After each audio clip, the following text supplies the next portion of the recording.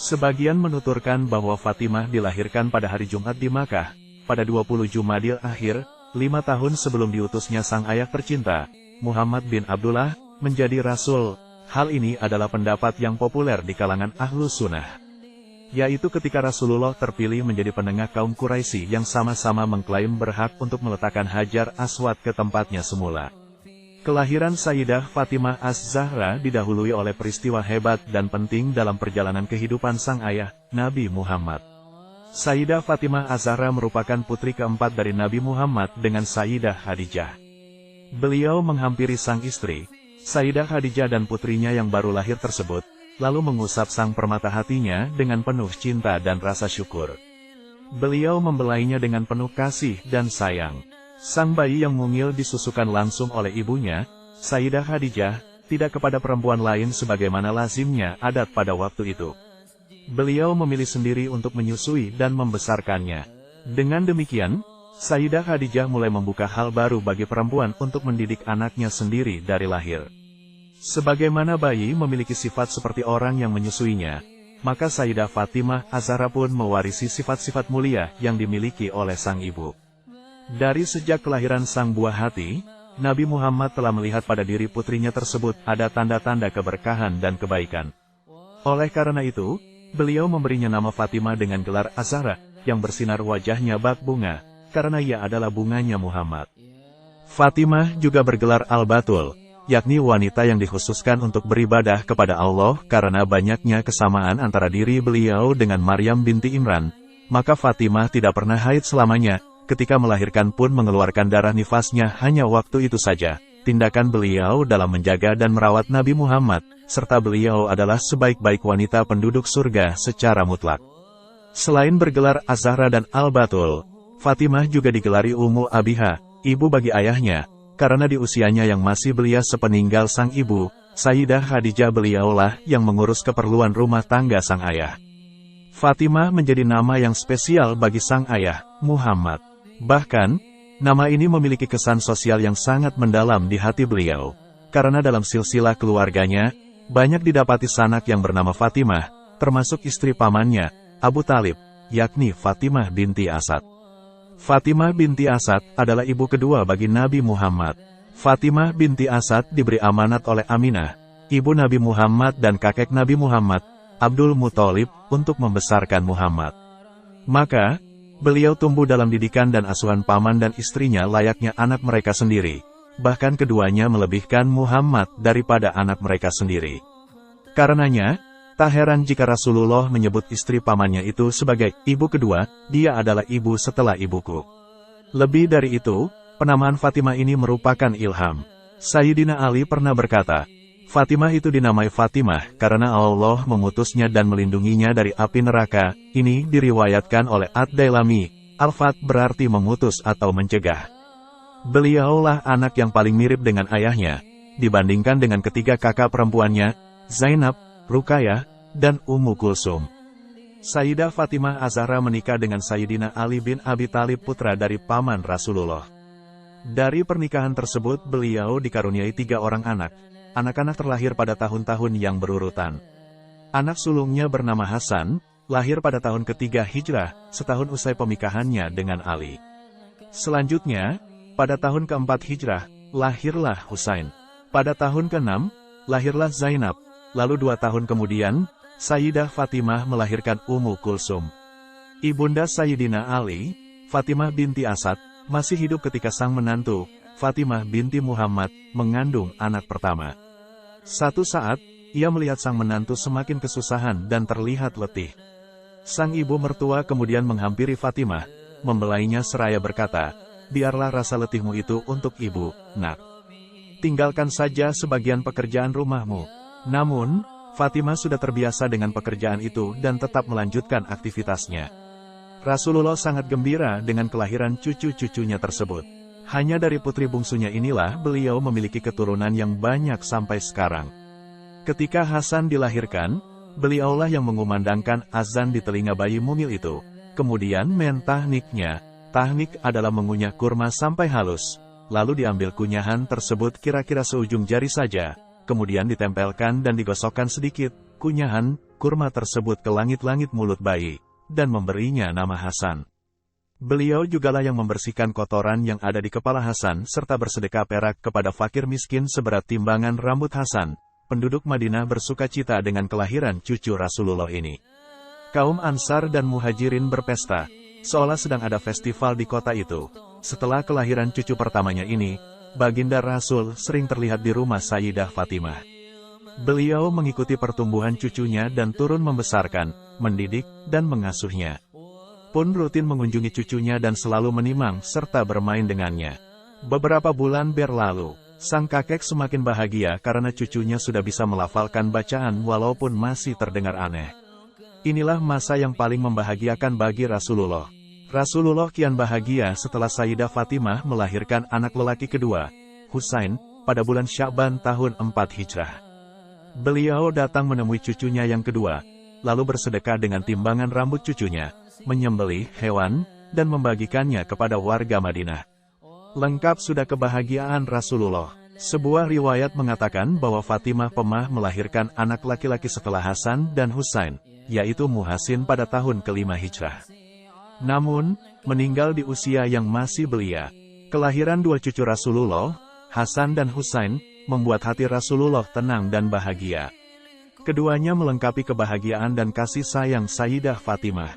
Beliau melihat Sayyidah Fatimah sebagai anak yang istimewa dalam hidupnya dan mampu mengembalikan kerinduan kasih sayang seorang ayah kepada anak laki-lakinya yang telah wafat, sepeninggal sang istri, Sayyidah Khadijah. Usia baginda Nabi waktu cucu keduanya lahir adalah 57 tahun. Beliau ditinggalkan Sayyidah Khadijah selama hampir 17 tahun, dan beliau tidak mempunyai anak dari para istrinya yang lain.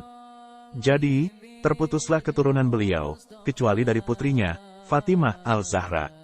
Maka, tidak heran jika Rasulullah memperlakukan kedua cucunya, Hasan dan Husain, layaknya anak sendiri dan menyayangi keduanya dengan sepenuh hati. Bahkan, beliau menganggap kedua cucunya tersebut sebagai anaknya sendiri. Adapun anak Sayyidah Fatimah yang lain, Zainab, lahir pada tahun ke-6 Hijriah. Pada tahun itu juga, Rasulullah memimpin 1.500 kaum muslimin berangkat menuju Makkah dengan pakaian seragam putih atau pakaian ihram. Nabi sendiri yang menamai Zainab kepada cucu perempuannya yang baru lahir itu. Berbeda dengan kedua kakaknya, Hasan dan Husain, kelahiran Zainab disambut dengan kesedihan dan air mata. Putri bungsu Fatimah, Ummu Kulsum, lahir 2 tahun usai kelahiran kakaknya, Zainab. Tidak banyak riwayat yang menceritakannya, hanya saja dinikahkan dengan Umar bin Khattab. Setelah 6 bulan berlalu dari wafatnya sang ayah, Sayyidah Fatimah jatuh sakit dan bertambah parah sakitnya. Beliau tergeletak di rumah beberapa waktu. Tidak terlihat keluar sama sekali. Selama sakit, Ali adalah orang yang senantiasa mendampingi, menghibur, dan menenangkannya seraya berharap ia segera sembuh. Fatimah Al-Zahra berwasiat kepada sang suami dalam sebuah pembicaraan privasi yang terjadi di antara mereka selanjutnya. Fatimah berwasiat kepada Ali, sang suami tercinta, 3 perkara, supaya Ali menikahi Umamah binti Abul Ash bin Rabi, yang juga putri kakaknya, Zainab. Berkenaan dengan pilihannya terhadap Umamah, Fatimah bertutur, dia seperti aku dalam rasa sayangku dan belas kasihku terhadap anakku. Umamah ini merupakan anak yang digendong oleh Rasulullah ketika beliau mengimami salat jamaah. Supaya Ali menyiapkan keranda mayat yang beliau pilih untuknya, seperti yang diutarakan kepada Asma binti Umais tempo hari. Hal ini diinginkan Fatimah karena rasa malunya yang sangat besar. Beliau menganggap buruk bila jenazahnya hanya ditutup dengan kain di atasnya, hingga bentuk tubuhnya akan terlihat. Fatimah mewasiatkan kepada Ali agar membuatkan papan alas, lalu ditambahkan penyangga-penyangga untuk menopang pelepah kurma di atasnya, baru kemudian ditutupi dengan kain, agar beliau dimakamkan pada malam hari di Baqi. Jadi, sebenarnya, Sayyidah Fatimahlah yang berwasiat untuk dikuburkan pada malam hari, karena besarnya rasa malunya. Bukan karena Ali menguburkannya malam hari supaya Abu Bakar tidak ikut menghadiri pemakamannya, sebagaimana yang diceritakan oleh sebagian orang. Tak lama setelah itu, Sayyidah Fatimah menghembuskan nafas terakhirnya di pangkuan sang suami, Ali bin Abi Thalib. Ruhnya yang suci naik ke haribaan pemiliknya, bertemu dengan ruh ayahanda, ibunda, dan saudaranya di surga, mengikuti ruhnya para nabi, syuhada, Sidikin, dan orang-orang saleh. Alangkah beruntungnya mereka berada dalam kasih sayang Allah. Ketika Sayyidah Fatimah wafat menyusul sang ayah, Sayyidina Alilah yang memasukkan jenazah istri tercintanya itu ke liang lahat. Terlihat Ali menangis terisak-isak sehingga putranya, Hasan, berkata, "Wahai ayahku, ada apakah gerangan yang membuat dirimu menangis sedemikian rupa?" "Wahai putraku Hasan, aku teringat pesan kakekmu, Rasulullah," ujar sang ayah. Beliau berkata, "Kelak, jika putriku Sayyidah Fatimah telah tiada wahai Ali, maka akulah yang akan pertama kali menerima jasadnya di liang lahat." Sayyidina Ali diam sejenak lalu melanjutkan, "Dan, demi Allah, wahai Hasan putraku, aku melihat tangan kakekmu Rasulullah menerima jasad ibumu. Aku melihat kakekmu, Rasulullah, menciumi wajah ibumu." Sayyidina Ali kemudian berkata, "Wahai Rasulullah, kini aku kembalikan amanah yang telah engkau berikan kepadaku. Aku kembalikan belahan jiwamu, yang setiap engkau rindu akan surga, engkau cium wajah suci putrimu, Fatimah Az-Zahra." Sayyidah Fatimah wafat pada malam Selasa bulan Ramadan tahun 11 Hijrah, pada usia 29 tahun. Dimakamkan di Komplek Baqi, bersebelahan dengan saudaranya, Zainab, Ruqayyah dan Ummu Kulsum. Sayyidah Fatimah Az-Zahra mendapatkan didikan langsung dari Madrasah Rasulullah. Maka, tak heran Fatimah menjadi salah seorang wanita yang kelak akan menjadi pemimpin wanita paling utama di surga. Selain ibunda beliau, Sayyidah Khadijah Al-Kubra, Maryam binti Imran, ibunda Nabi Isa, dan Asiyah binti Muzahim, istri Firaun. Sayyidah Fatimah menghabiskan tahun-tahun pertamanya dengan bahagia, mendapatkan tumpahan kasih sayang ayah bundanya dan asuhan dari kakak-kakaknya, terutama Zainab binti Muhammad sebagai kakak tertua, yang dalam banyak hal bertindak sebagai wakil ibunya. Fatimah selalu menjadi pusat perhatian dan kasih sayang seluruh keluarga. Beliau tumbuh di rumah kenabian yang penuh kemuliaan dalam pemeliharaan langsung sang ayah, dan terjaga dalam suasana kelapangan jiwa. Dia mulai lincah berlari mengelilingi seluruh pojok rumah. Sungguh, hidupnya berhadapan dengan keleluasan yang besar untuk mengambil sebanyak-banyaknya budi pekerti, kasih sayang, serta arahan dari sang ayah. Masa-masa ini membuat ikatan satu sama lain semakin kuat. Nabi Muhammad, sang istri, Sayyidah Khadijah, dan anak-anak beliau selalu mencurahkan perhatiannya untuk Fatimah Az-Zahra. Maka, tak heran jika Fatimah kecil mulai menampakkan kecerdasan dan kebijaksanaannya yang mewarisi akhlak dan ilmu kedua orang tuanya. Ketika Nabi Muhammad sering bermunajat di Gua Hira setiap Ramadan untuk menenangkan diri, menjauh dari perilaku buruk kaumnya, Fatimah adalah orang pertama yang selalu beliau panggil saat pulang. Fatimah kecil digendong dan diciumi pipinya oleh sang ayah. Di dahinya terpancar sinar bercahaya. Tak lama kemudian, Zainab sang kakak yang senantiasa menemani dan mengasihinya dipinang oleh Abul Ash bin Al-Rabi, seorang pemuda yang kaya dan terpandang di kalangan kaum Quraisy. Ia dikenal sebagai Singa Gurun, karena mahir dalam membaca peta di padang pasir. Abul Ash merupakan keponakan Sayyidah Khadijah sendiri dan sangat dekat dengannya. Ia merupakan seorang pedagang sukses seperti bibinya, Sayyidah Khadijah. Dalam sekali ekspedisi dagangnya, Abul Ash bisa membawa 1000 ekor unta bermuatan penuh yang dibantu oleh 200 orang pembantu laki-laki. Orang-orang sudah terbiasa menginvestasikan barang dagangannya kepada Abul Ash karena kejujuran dan amanahnya dalam berniaga. Pinangan Abul Ash bin Rabi kepada Zainab diterima oleh orang tua Zainab, Muhammad dan Sayyidah Khadijah, lalu mereka berdua dinikahkan. Selanjutnya, Zainab pindah ke rumah suaminya itu. Tentu saja, Fatimah merasa sedih. Hari itu merupakan hari paling membahagiakan buat Zainab. Tapi, tidak bagi Fatimah. Baginya, pernikahan itu merupakan isyarat bahwa dia dan sang kakak, Zainab, akan segera berpisah. Fatimah kecil akan kehilangan ibu keduanya yang senantiasa menjaga dan mengasihinya. Kepergian sang kakak, Zainab, sungguh menggoreskan kesedihan bagi Fatimah. Beliau kadang menangis terseduh, tidak kuat membayangkan kehampaan yang kini dirasakan ketika sang kakak harus pergi meninggalkan rumah tempat mereka berdua mengisi hari-hari dengan keceriaan. Melihat hal ini, sang ayah, Muhammad, datang untuk menenangkan putri bungsunya tersebut. Diusapnya air mata Fatimah. Beliau lalu memeluk Fatimah dengan kasih sayang, sehingga dia tidak berdaya melawan pelukan sang ayah yang mampu menenteramkan hati beliau. Begitu pula dengan sang ibu, Sayyidah Khadijah. Beliau selalu menenangkan hati Fatimah kecil itu ketika merindukan kakaknya, Zainab. Tapi, Fatimah tidak bisa mengingkari hati kecilnya. Beliau senantiasa rindu kepada sang kakak Zainab. Oleh karenanya, ketika sang kakak, Zainab, datang berkunjung ke rumah ayahnya, tidak ada yang paling berbahagia kecuali Fatimah kecil yang mungil. Dia akan melompat ke pangkuan Zainab lalu menangis kegirangan. Perpisahan ini adalah awal dari bulir-bulir kesedihan dalam hati Fatimah yang tumbuh dari rasa cinta yang sangat dalam. Namun, Fatimah masih memiliki dua kakak lagi, yakni Ruqayyah dan Ummu Kulsum, yang akan menemani hari-harinya. Fatimah kecil bisa mengisi hari-harinya dengan kedua kakaknya yang lain. Tetapi, ini pun tidak berlangsung lama, karena kedua kakaknya tersebut dilamar oleh dua orang putra Abdul Uzza bin Abdul Muthalib, yang lebih dikenal dengan Abu Lahab, yaitu Utbah dan Utaibah. Pinangan itu sendiri disampaikan oleh paman Muhammad, Abu Talib, karena beliau merupakan tokoh terkemuka kaum Quraisy. Sang ayah, Muhammad, menerima pinangan itu setelah meminta pendapat dua putrinya lalu keduanya diam, dan sesudah sang istri, Sayyidah Khadijah, menyatakan persetujuannya. Fatimah kini merasa sedih dengan kesendiriannya. Rumah yang dulu ramai ketika masih ada kakak-kakaknya, kini terasa sepi. Ketiga kakak Fatimah sudah pergi dari rumah Nabi. Lalu, siapa lagi yang akan mengurusku? Pada siapa aku bisa bersandar? Kapan aku bisa bercanda kembali bersama mereka? Bisik Fatimah dalam hati. Diriwayatkan bahwa beliau menangis tatkala Ruqayyah dan Ummu Kulsum menikah. Sang ibunda, Sayyidah Khadijah, bertanya, "Apa yang menyebabkan engkau menangis, wahai putriku?"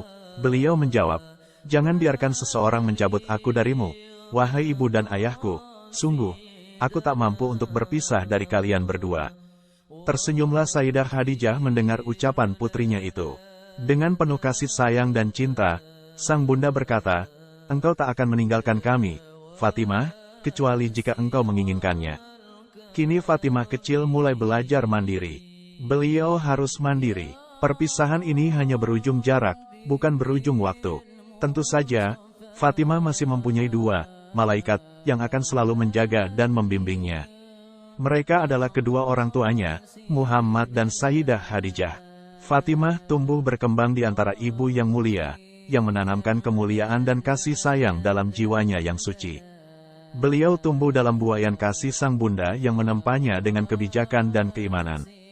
Begitu juga dengan sang ayah, beliau memperlakukan putri bungsunya itu dengan baik, bahkan mengistimewakannya.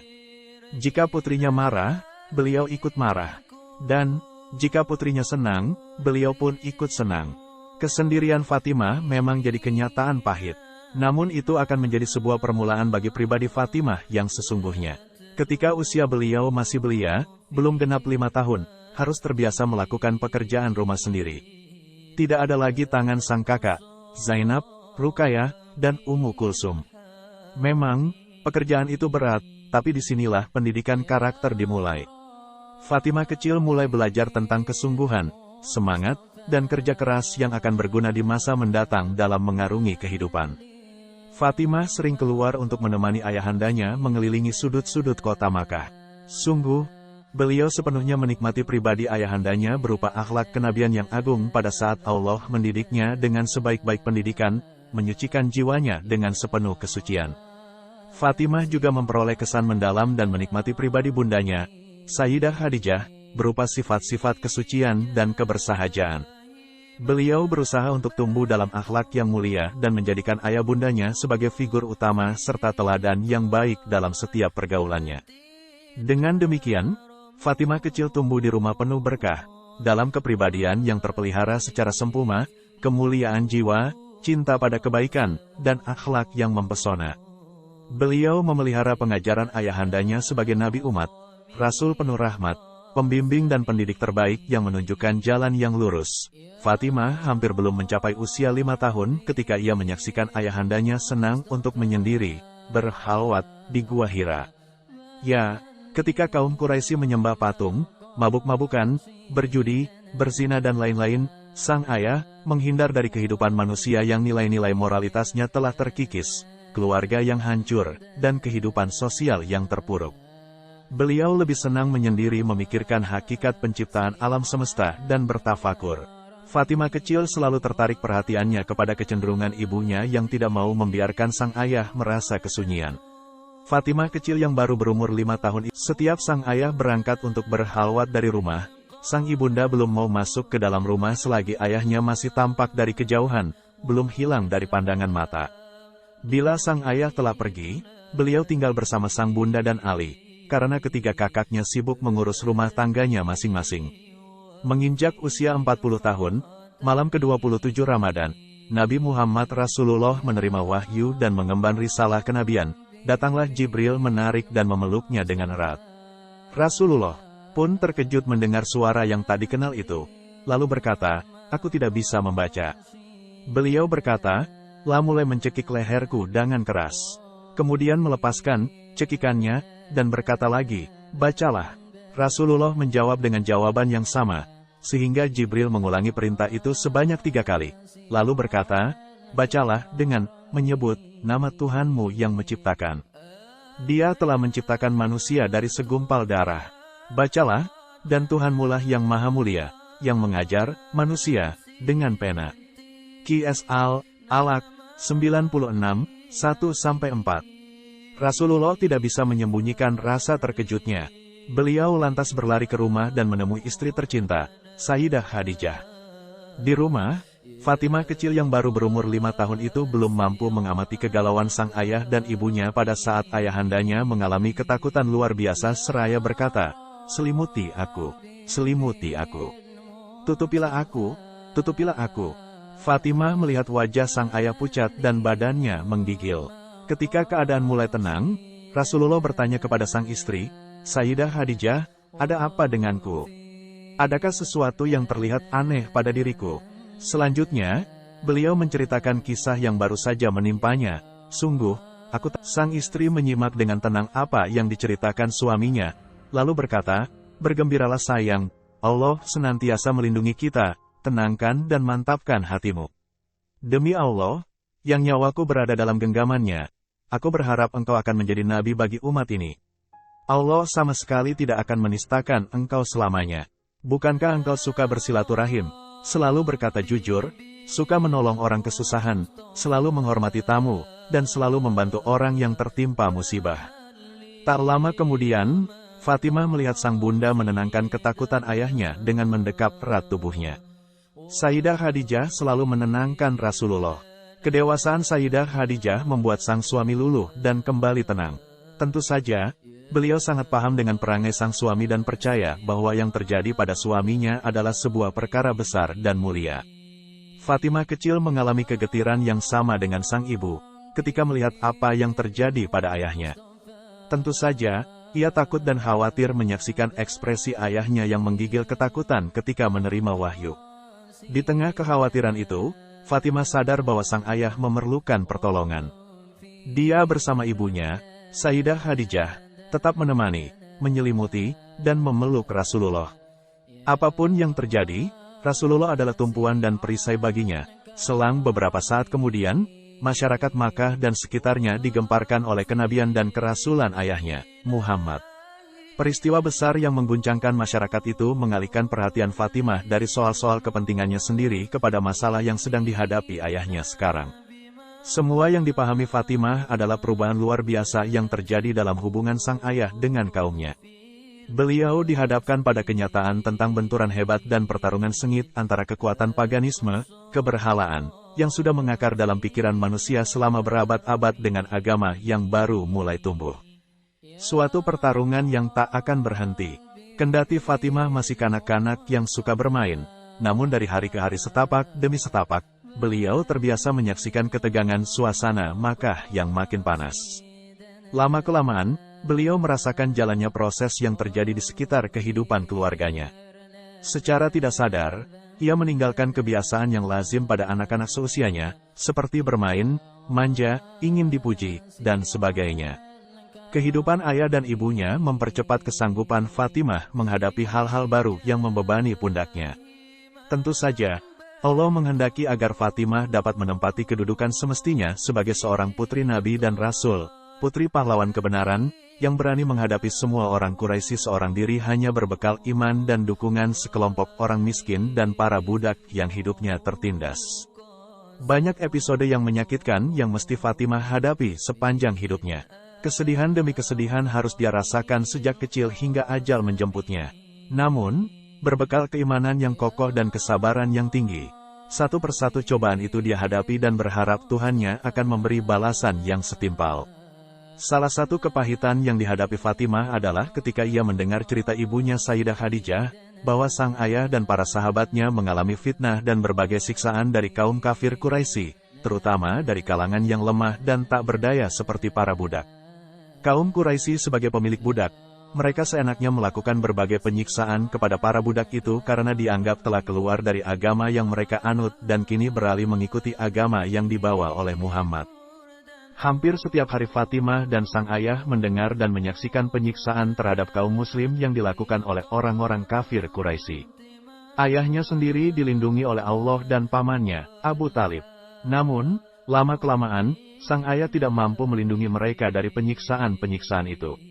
Suatu hari, sang ayah berkata kepada mereka, "Jika kalian hendak hijrah ke Habasyah, kalian akan mendapati seorang raja yang bijak, tidak menzalimi siapapun, dan Allah akan memberikan kalian kebebasan." Fatimah mulai memahami jawaban atas berbagai pertanyaan, bahwa ayahnya datang kepada kaumnya dengan membawa agama yang baru. Agama yang menyeru kepada pentauhidan ibadah, yakni hanya menyembah Sang Pemelihara langit dan bumi, serta mencampakkan apa yang mereka sembah selainnya. Agama yang menyeru kepada kemuliaan akhlak, berbuat baik kepada tetangga, menjaga kemuliaan diri, kesucian, dan amanat. Namun, Fatimah berpikir, jika ayahku menyeru mereka menuju semua kebaikan itu, lalu mengapa mereka memusuhi dan menyakitinya? Fatimah tidak mendapatkan jawaban kecuali bahwa ia beriman kepada risalah yang dibawa sang ayah dan siap memanggul kepedihan bersamanya. Fatimah juga menyertai sang ayah berdakwah. Setiba di Masjidil Haram, beliau mengerjakan salat, sedangkan Fatimah menunggu tidak jauh dari tempat sang ayah berdiri. Nah, ketika sang ayah bersujud, orang-orang Quraisy berdatangan mendekati, di antaranya Uqbah bin Abi Mu'aid. Ternyata, dia membawa seonggok kotoran sembelihan ternak lalu dilemparkan ke atas punggung Rasulullah yang mulia. Beliau tetap sujud, tidak mengangkat kepala hingga Fatimah datang mendekat. Mengambil dan menyingkirkan kotoran tersebut seraya menyumpahi orang yang melempari. Ketika Rasulullah selesai salatnya, beliau memegang Fatimah dengan kedua tangannya dan menenangkannya dari ketakutan. Kemudian, Rasul mendoakan laknat untuk mereka, seraya mengangkat kedua tangan beliau tinggi-tinggi. Ya Allah, binasakanlah Quraisy. Ya Allah, binasakanlah Quraisy.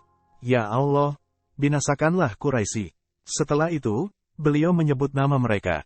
Ya Allah, binasakanlah Amr bin Hisham, Abu Jahal, Utbah bin Rabi'ah, Syaibah bin Rabi'ah, Walid bin Utbah, Umayyah bin Halaf, Uqbah bin Abi Mu'aid, dan Umarah bin Walid. Kontan saja, orang-orang musyrik itu terdiam mendengar doa Rasulullah. Mereka hanya memicingkan mata. Lalu, Rasulullah kembali ke rumah ditemani sang putri, Fatimah. Mengenai orang-orang musyrik ini, di kemudian hari Abdullah bin Mas'ud berkata, "Demi Allah, sungguh aku melihat mereka semuanya bergelimpangan menjadi mayat pada perang Badar. Mereka ditarik dan dimasukkan ke sumur, kecuali Umayyah bin Halaf yang dimutilasi karena berbadan besar." Hari Bukhari Muslim. Hari berikutnya, Fatimah menyaksikan sang ayah sedang melaksanakan salat di depan Ka'bah. Ketika beliau sedang sujud, orang-orang kafir Quraisy datang mengimpit dan mencekiknya. Fatimah melihat perlakuan mereka kepada sang ayah. Spontan, ia berlari menghampiri sang ayah sambil menangis dan berteriak histeris, lalu membentak mereka, "Terkutuklah kalian. Apa kalian tega membunuh seseorang yang telah mengakui Allah sebagai Rabb-nya?" Mendengar bentakan Fatimah itu, mereka pun menjauh dan berpencar. Itulah suara seorang perempuan, suara yang keluar dari lubuk kelembutan hati seorang perempuan. Itu suara Fatimah yang kuat, tegas, dan berpengaruh. Sungguh, suaranya bagaikan petir yang menggelegar, membuat gunung dan bukit ikut bergetar, seperti firman Allah, seakan-akan mereka keledai liar yang lari terkejut, lari dari singa.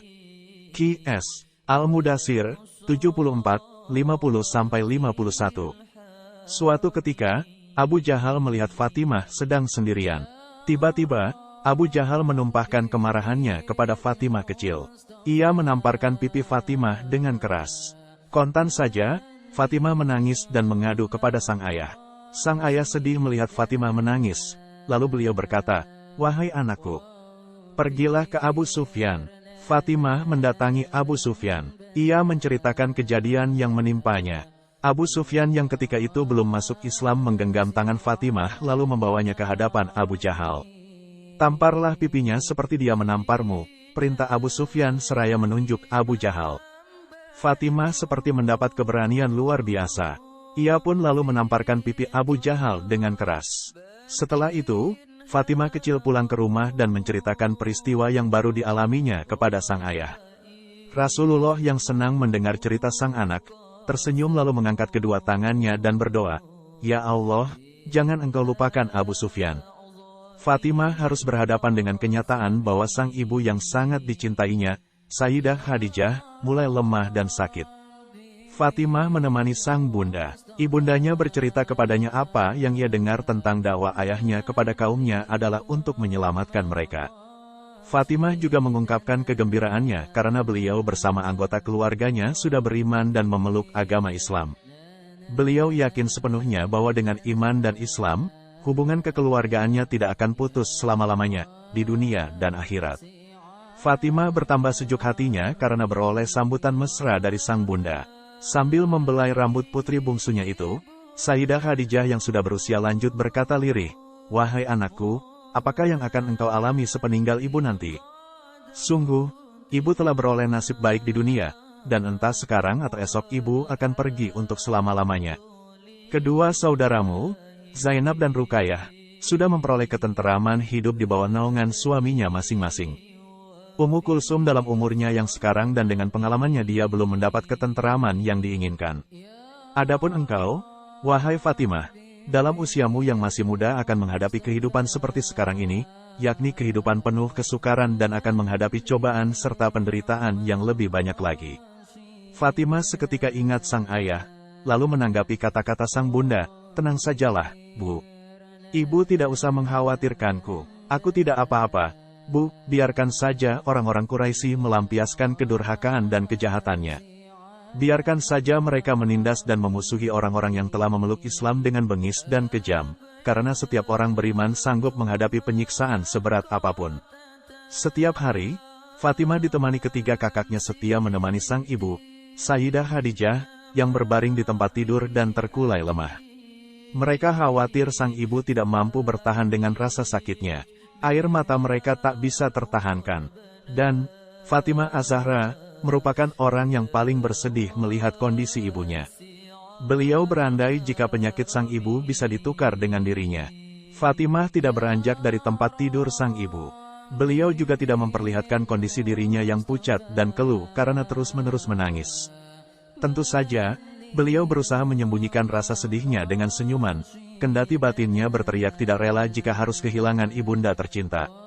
Rasulullah yang tetap sibuk berdakwah pun ikut bersedih karena belahan hatinya sedang terbaring lesu seiring penyakitnya yang semakin parah. Beliau duduk di samping sang istri, lalu membersihkan wajah istrinya dengan tangannya yang mulia dan membisikkan kalimat-kalimat penghibur sehingga membuatnya nyaman dan merasa dicintai. Itulah kondisi keluarga Rasulullah tercinta. Mereka keluar dari penderitaan, karena boikot, menuju penderitaan yang lain yang lebih sulit. 3 tahun sebelum hijrah, akhirnya sang bunda yang sangat beliau cintai wafat di pangkuan ayah. Sang bunda wafat pada 11 Ramadan dalam usia 65 tahun. Tentu saja Fatimah sangat berduka karenanya. Bahkan mengalami kesedihan ganda. Beliau bersedih ditinggal sang bunda juga bersedih melihat kesedihan ayahnya akibat kematian ibunya. Padahal, sebelumnya, ayahnya itu telah kehilangan orang yang dicintainya juga, Abu Talib. Tidak ada pilihan bagi Fatimah, selain harus meningkatkan segala kemampuan dan kesabaran dalam menanggung semua cobaan penderitaan itu dengan semata-mata mengharap ridha Allah. Dengan setia, beliau mendampingi ayahnya untuk menggantikan peran ibunya, Sayyidah Khadijah. Oleh karenanya, Fatimah digelari dengan Ummu Abiha, ibu bagi ayahnya. Fatimah memahami tugas ayahnya dan mengetahui tanggung jawab yang ada di pundaknya sendiri. Beliau menjadi bunga yang semerbak wangi di dalam rumah yang telah ditinggal pergi sang ibu, mengeringkan air mata, menghibur hati, dan ikut berjihad di sisi Rasulullah. Fatimah membagi tanggung jawab di rumah Rasul bersama sang kakak, Ummu Kulsum, sehingga terasa lebih ringan. Fatimah merasa lebih patut memikul beban, maka beliau meningkatkan kesungguhan dan menanggungnya dengan penuh kesabaran. Fatimah pun semakin bersabar dan teguh akan beban yang dipikulnya. Ketika Rasulullah hijrah ke Madinah, beliau tidak mengajak langsung kedua putrinya, Ummu Kulsum dan Fatimah. Keduanya tetap tinggal di Makkah sampai sang ayah mengutus seorang sahabat untuk mengawal keduanya menuju Madinah. Rasa kehilangan sang ayah di samping mereka menyebabkan kegelisahan yang luar biasa. Tentu saja, mereka tak bisa tenang sampai mengetahui persis kedatangan sang ayah dengan selamat di Madinah. Mereka bersama kaum perempuan muslim yang lain, seperti Ummu Rumman, istri Abu Bakar Siddiq, Aisyah, putri Abu Bakar yang dihitbah Nabi sebelum hijrah, dan Asma binti Abu Bakar, semuanya dapat menjadi pelipur keluarga Nabi. Kita juga tidak melupakan keluarga paman Nabi SAW, Abbas bin Abdul Muthalib dan istrinya Ummu Fadl yang telah masuk Islam dan beriman, serta menjadi ibu pengasuh yang memberikan kasih sayang kepada putri-putri Rasulullah. Akhirnya, utusan Rasulullah yakni Zaid bin Haritsah datang untuk menjemput dua perempuan kakak beradik tersebut. Ikut juga dalam rombongan ini, Ummul Mukminin, Saudah binti Zamah. Peristiwa ini terjadi pada tahun ke-13 kenabian saat Fatimah berusia 18 tahun. Zaid keluar bersama mereka di bawah kegelapan malam untuk melakukan perjalanan menuju Madinah. Bayangan wajah sang ayah membuat Fatimah kian semangat dan tidak memedulikan penatnya perjalanan. Beliau ingin segera sampai di Madinah, sebagai kota tujuan. Dalam riwayat Ibnu Hisham, dituturkan bahwa perjalanan hijrahnya Fatimah ini tidak luput dari gangguan kaum kafir Quraisy. Pada saat mulai menempuh perjalanan ke arah utara, mereka dikejar oleh musyrikin Quraisy yang dipimpin oleh Huwairits bin Nakis, orang yang selalu mengganggu, memaki-maki dan menyakiti hati Rasulullah. Unta yang dikendarai Fatimah dan Ummu Kulsum dikejutkan sedemikian rupa hingga lari tersentak dan dua putri Rasul tersebut terpelanting di atas pasir. Fatimah yang berbadan kurus harus merasakan kepedihan di tengah perjalanan hijrahnya. Beliau beserta sang kakak dengan susah payah melanjutkan perjalanan hingga tiba di Madinah dalam keadaan kakinya agak terkilir dan bengkak. Di Madinah, setiap orang yang mendengar cerita tentang kejahatan Huwairits ini mengutuk dan melaknatinya. Kelak, pada hari penaklukan kota Makkah tahun ke-8 Hijriyah, Rasulullah menyebut nama Huwairits. Beliau menjadikannya termasuk salah seorang yang harus dibunuh meski mereka ada di bawah selimut Ka'bah, mengingat perlakuan mereka yang banyak menyiksa dan menganiaya Rasulullah dan kaum muslimin sebelum hijrah. Ketika masjid dan rumah Rasulullah di Madinah rampung, Fatimah dan Ummu Kulsum tinggal di situ. Rumah ini bukan istana yang megah atau gedung yang mewah, melainkan beberapa kamar sederhana yang menghadap ke halaman Masjid Nabawi.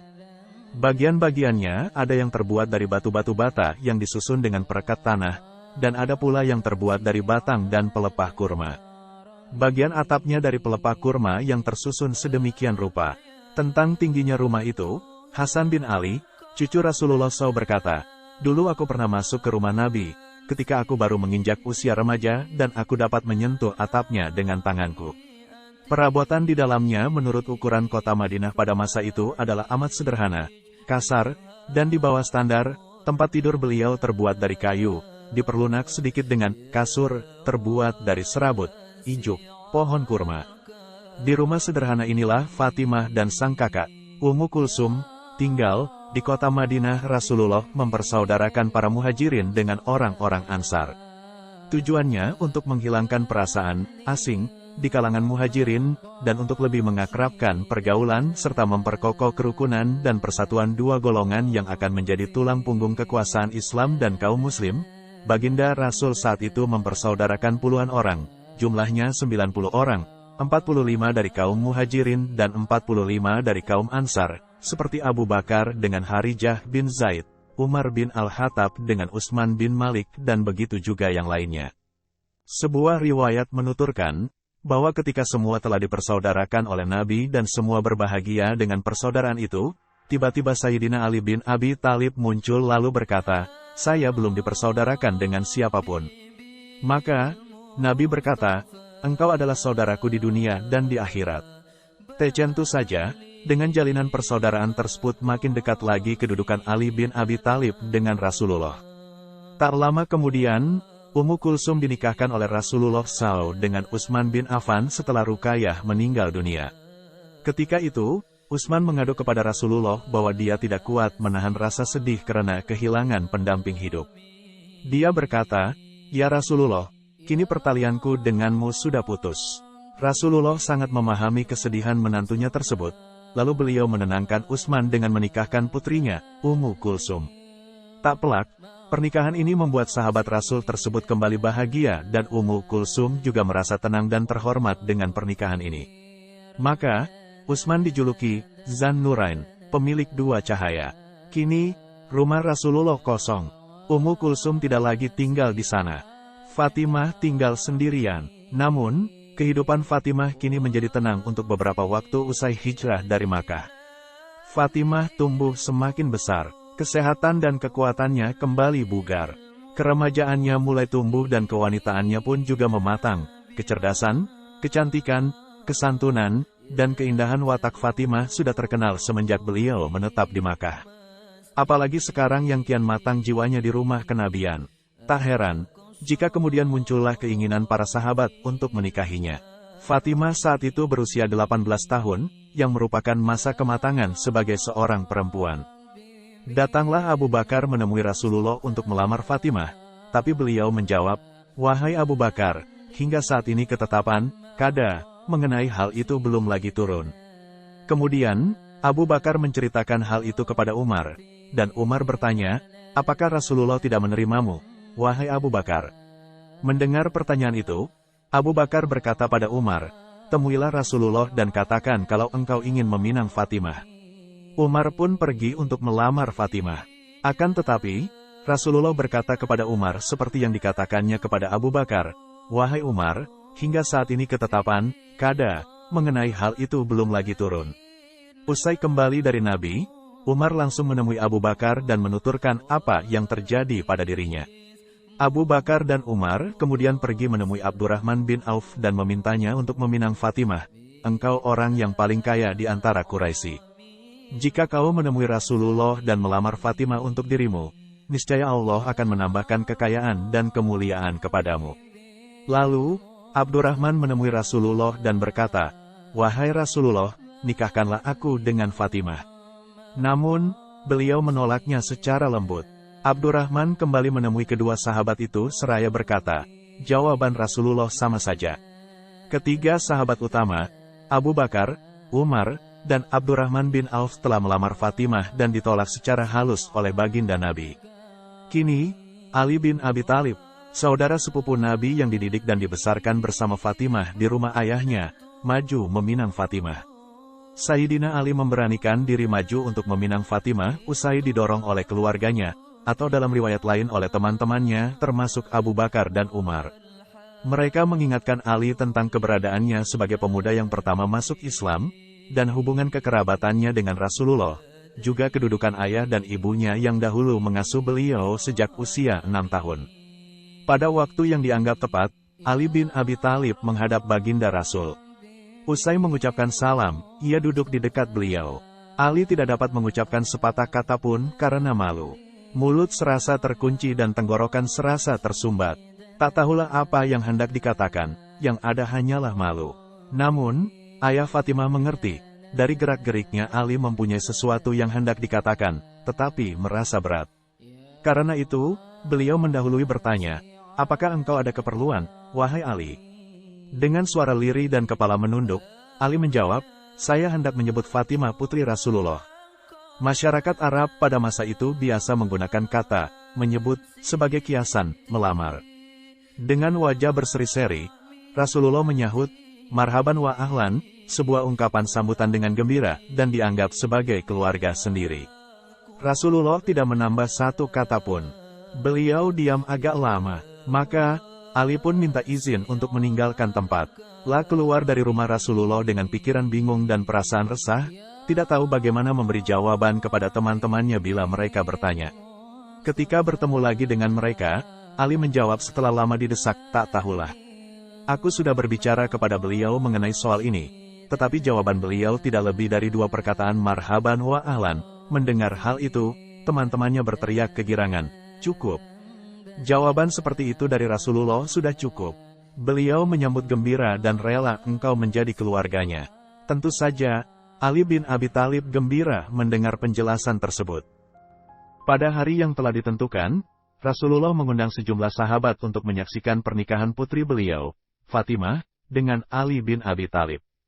Beliau memerintahkan Anas bin Malik untuk mengundang Abu Bakar, Umar bin Al-Khattab, Utsman bin Affan, Talha bin Ubaidillah, Zubair bin Al-Awwam, dan sekian orang dari kelompok Ansar untuk menjadi saksi dalam pernikahan ini. Ketika upacara ini berlangsung, Ali tidak di tempat karena ia ditugaskan oleh Rasul untuk satu urusan. Yang hadir disuguhi hidangan dari kurma. Sesaat kemudian Ali datang, Rasul tersenyum kepadanya seraya berkata, "Wahai Ali, sesungguhnya Allah memerintahkanku menikahkanmu dengan Fatimah. Sungguh, aku telah menikahkanmu dengannya dengan mas kawin 400 miskal perak." Mendengar ijab dari Rasulullah, Ali menjawab, "Raditu ya Rasulullah, aku rida, puas hati, wahai Rasulullah." Usai menjawab demikian, Ali sujud sebagai bentuk kesyukuran kepada Allah. Pernikahan ini terjadi pada bulan Rajab, yakni beberapa bulan setelah kedatangan mereka di Madinah. Menjelang tahun kedua sekembalinya Ali dari Perang Badar, ia telah siap dengan sebuah rumah khusus untuk menyambut hidup baru bersama istrinya. Kendati pernikahan Fatimah dilaksanakan dengan sederhana, namun Jabir bin Abdullah mengomentari, tatkala kami hadir pada pernikahan Ali dan Fatimah, maka kami tidak melihat pernikahan yang lebih indah daripada Fatimah dan sang suami adalah simbol istimewa dalam perjalanan dakwah Rasulullah sebagaimana sahabat beliau yang awal, seperti Abu Bakar, Umar, Utsman dan yang lainnya. Dalam beberapa kesempatan, jika tidak ada halangan, Fatimah menyertai perang yang diikuti Nabi dan sang suami dengan segenap semangatnya, perasaannya, dan kehidupannya. Pada perang Uhud, contohnya, Fatimah punya andil besar di dalamnya. Beliau bersama kaum wanita lainnya memberikan pertolongan kepada pasukan kaum muslimin yang terluka di barisan belakang. Mereka merawat dan memberikan bantuan kepada pasukan Islam. Dalam perang Uhud ini, pundak Rasulullah dipukul oleh penunggang kuda dari Quraisy, Abdullah bin Qumah. Namun, beliau tidak terluka parah karena memakai baju besi. Dia juga memukul pipi Nabi bagian atas dengan keras hingga gigi beliau patah.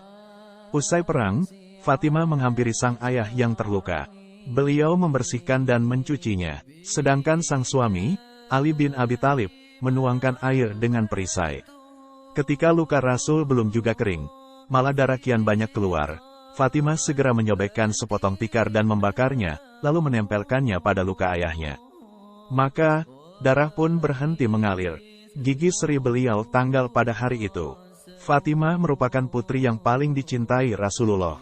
Selain karena paling kecil, Fatimah seakan-akan menjadi perantara Rasulullah dengan istri-istrinya, sekaligus menjadi kawan bagi semuanya. Suatu ketika, Aisyah pernah bertanya pada Rasulullah, "Siapakah orang yang paling engkau cintai?" Beliau menjawab, "Fatimah." Kalau laki-laki, suami Fatimah. Dari sinilah, para istri Rasulullah mengetahui kecintaan beliau kepada putri bungsunya itu begitu besar. Hubungan Fatimah dengan istri-istri ayahnya didasari oleh kemuliaan masing-masing dan kedekatan. Mereka juga mencintai Fatimah. Bahkan, mereka seakan berlomba-lomba mencintainya. Pernah suatu hari, para istri Nabi dibakar cemburu. Mereka mempersoalkan Aisyah dan meminta Rasulullah berlaku adil. Mereka meminta Fatimah mengadukan hal itu kepada ayahnya. Fatimah memenuhi keinginan mereka dan kemudian menemui Rasulullah menyampaikan aspirasi mereka. Ketika itu Rasulullah sedang bersama Aisyah. "Ya Rasulullah, aku diutus oleh istri-istrimu yang lain. Mereka meminta keadilan seperti yang didapat oleh binti Abi Quhafah, anak perempuan Abi Quhafah, nama lain Abu Bakar, yakni Aisyah." Sang ayah tersenyum, lalu berkata, "Putriku, tidakkah engkau mencintai yang aku cintai?" "Tentu saja, aku pasti mencintainya," jawab Fatimah. Sambil menunjuk Aisyah, Rasulullah menegaskan, "Kalau begitu, cintailah dia." Fatimah dan sang ayah tertawa bersama. Kini, Fatimah memahami betapa berartinya Aisyah bagi ayahnya. La juga tahu kelebihan yang dimiliki putri Al-Siddiq itu yang tidak dimiliki istri-istri Rasul yang lain. ketika Fatimah pulang dan menemui istri-istri Nabi yang lain lalu menyampaikan hasil pertemuannya dengan sang ayah, mereka keberatan dan menyuruhnya lagi untuk menemui Nabi. Namun, kali ini Fatimah menolak. Beberapa waktu usai melaksanakan haji wada, Rasulullah jatuh sakit. Ketika itu, beliau berada di rumah istrinya, Maimunah. Kendati penyakit Nabi kian parah, beliau tetap saja mengingat hak-hak para istri beliau untuk dikunjungi. Istri-istri beliau mempersilakan Rasulullah memilih. Mereka semua menginginkan apa yang dirasa nyaman oleh Nabi. Akhirnya, Baginda Rasul memilih rumah Aisyah dan dipapa oleh Al-Fadl, putra Al-Abbas dan Ali bin Abi Thalib. Suatu hari, seorang utusan Rasulullah menemui Fatimah Al-Zahra dan mengabarkan agar Fatimah segera menemui sang ayah. Fatimah pun segera menuju rumah Nabi agar dapat menenangkan beliau. Ketika Fatimah masuk, Rasulullah merasa senang dan gembira, seraya berkata, "Selamat datang putriku." Sang ayah menyuruh putrinya tersebut duduk di sebelah kanan atau sebelah kiri beliau. Lalu beliau mengambil tangan Fatimah dan mendekapnya. Beliau lalu mendekati Fatimah dan berbisik, sehingga Fatimah pun menangis. Lalu beliau kembali berbisik dan kali ini Fatimah tertawa. Kondisi Rasulullah semakin kritis dan Fatimah sangat sedih atas sakit yang diderita oleh sang ayah yang sangat dicintainya itu. Fatimah senantiasa berada di dekat sang ayah dan melihat kesusahan luar biasa yang meliputi ayahnya. Lalu ia berkata, "Alangkah susahnya, ayahandaku." Rasulullah berkata kepada Fatimah, "Tiada kesusahan atas ayahmu setelah hari ini, wahai Fatimah." Sayyidah Fatimah Az-Zahra menangis usai mendengar ucapan sang suami. Begitu pula kaum muslimin semuanya menangisi Baginda Rasul yang telah pergi menghadap Ilahi. Ketika jasad beliau dimakamkan, Fatimah berucap, "Wahai Anas, apakah diri kalian rela bahwa kalian menaburkan tanah atas jasad Rasulullah?" Hari Bukhari. Demikian, Rasulullah wafat dan akhir pesan beliau kepada umatnya adalah, "Perhatikanlah salat, demikian juga orang-orang yang kamu kuasai, wanita dan hamba sahaya." Fatimah Al-Zahra memiliki keistimewaan dan kelebihan dibandingkan wanita lainnya, bahkan para istri Nabi sekalipun. Makam beliau, tempatnya, istimewa di sisi Allah. Fatimah Az-Zahra adalah bagian dari diri Rasulullah yang telah dimuliakan atas seluruh makhluk. Sang ayah, Muhammad adalah pemimpin anak-anak Adam, dan Allah telah memilih putrinya, Fatimah Az-Zahra, sebagai pemimpin wanita seluruh alam, sejak Hawa, istrinya Adam, hingga masa berakhirnya dunia. Beliau juga telah dipilih dari putri-putri Rasulullah lainnya untuk menjadi penerus keluarga Nabi. Ia melahirkan Al-Hasan dan Al-Husain, dua penghulu pemuda surga. Dari keduanya, memancar dan berkembang keturunan Rasulullah yang suci lagi mulia dengan ilmu pengetahuan yang luas serta menerangi alam semesta sampai sekarang. Oleh karena itu, beliau memberinya nama Fatimah dengan gelar Az-Zahra, yang bersinar wajahnya bak bunga, karena beliau adalah bunganya Nabi Muhammad Rasulullah. Fatimah juga bergelar Al-Batul, yakni wanita yang dikhususkan untuk beribadah kepada Allah karena banyaknya kesamaan antara diri beliau dengan Maryam binti Imran. Maka Fatimah tidak pernah haid selamanya, ketika melahirkan pun mengeluarkan darah nifasnya hanya waktu itu saja. Tindakan beliau dalam menjaga dan merawat Nabi Muhammad, serta beliau adalah sebaik-baik wanita penduduk surga secara mutlak. Selain bergelar Az-Zahra dan Al-Batul, Fatimah juga digelari Ummu Abiha, ibu bagi ayahnya, karena di usianya yang masih belia sepeninggal sang ibu, Sayyidah Khadijah beliaulah yang mengurus keperluan rumah tangga sang ayah. Karena semua keistimewaan inilah, Ali ibn Abi Thalib, suami Fatimah, tidak diizinkan menikah dengan wanita lain, selama Fatimah masih hidup. Sang ayah sangat menyayanginya dan hatinya yang mulia dipenuhi rasa kasih kepada putrinya itu. Beliau akan terluka jika Fatimah terluka, dan akan murka jika Fatimah murka. Dan Ali terlarang menikah lagi sebagai penghormatan kepada Rasulullah, sehingga tidak ada sesuatu pun yang menyakiti hatinya.